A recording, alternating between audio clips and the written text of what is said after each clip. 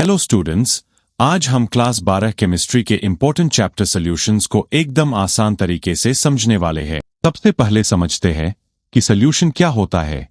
Solution एक homogeneous mixture होता है जिसमें दो या दो से अधिक सब्सटेंसेस होते हैं और इसका कॉम्पोजिशन हर जगह सेम रहता है। अब टाइप्स की बात करें तो फिजिकल स्टेट के आधार पर सॉल्यूशंस गैसियस, लिक्विड और सॉलिड होते हैं, जैसे एयर, सॉल्ट इन वाटर और ब्रास, जबकि कंसंट्रेशन के आधार पर डाइल्यूट, कंसंट्रेटेड, सैचुरेटेड, अनसैचुरेटेड और सुपरसैचुरेटेड सॉल्यूशंस होते हैं, जहां सैचुरेटेड में मैक्सिमम सॉल्यूट डिसोल्व होता है और सुपरसैचुरेटेड अनस्टेबल होता है, और पार्टिकल साइज के आधार पर ट्रू सॉल्यूशन, कोलॉइड और सस्पेंशन होते हैं। अब कंसंट्रेशन की बात करें तो यह बताता है कि सॉल्यूशन में सॉल्यूट कितना है और इसे एक्सप्रेस करने के लिए mass percentage, volume percentage, molarity, molality और नॉर्मैलिटी का यूज होता है, जिसमें मोलैरिटी मोल्स पर लीटर होती है और मोलैलिटी सॉल्वेंट के मास पर बेस्ड होती है,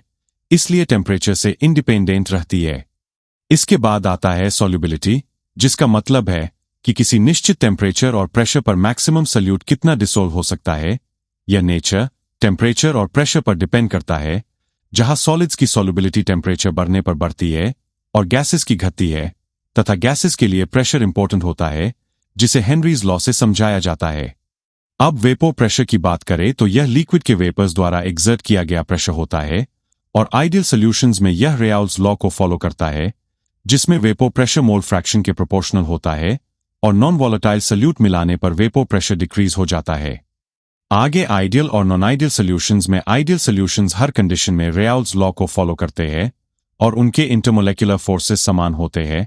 जबकि नॉन आइडियल सॉल्यूशंस में पॉजिटिव या नेगेटिव डेविएशन होता है।